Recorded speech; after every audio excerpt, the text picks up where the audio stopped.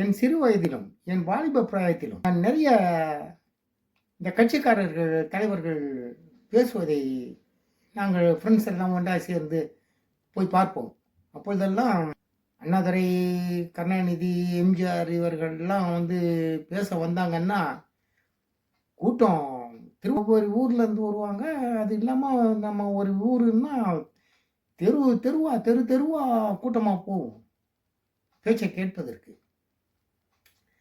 அப்ப தலைவர்கள்லாம் என்ன பண்ணுவாங்க, கடைசியில தான் பேசுவாங்க. ஏன்னா கூட்டம் பேசி முடிச்சுட்டு இவரு போனாருன்னா கூட்டம் பின்னாலயே கலைஞ்சு போயிடும்ன்ட்டு. இந்த மாதிரி அந்த காலத்துல கருணாநிதி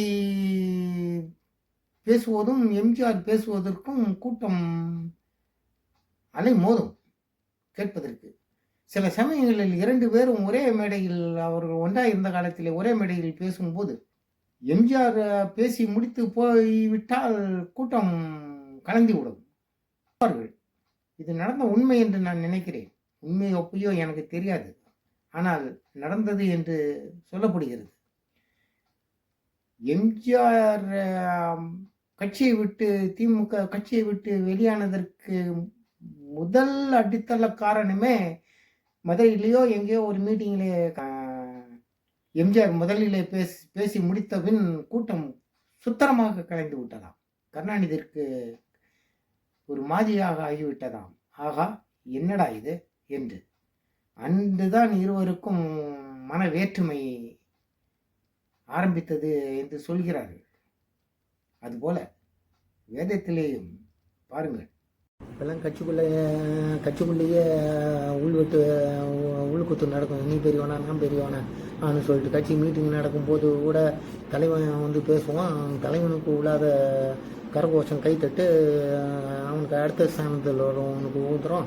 தலைவன் மூட விட்டாரு. என்னடா நம்மளை ஓவர்டேக் பண்ணிவிடுவான் போல தெரியுது சொல்லிட்டு அந்த அடுத்தவனை எப்படா காலவாரி விடலாம், அவனை ஒழிச்சு கட்டலான்னு கர்வம் பண்ணிகிட்டு இருப்பான். இந்த ரெண்டாவது என்ன பண்ணுவான், தலைவன் பண்ணுறது அவனுக்கு தெரியாது. அந்த மாதிரி மூட விட்டாகி அவனுக்கு இல்லாத தொல்லையெல்லாம் கொடுக்க ஆரம்பிச்சிருவான்.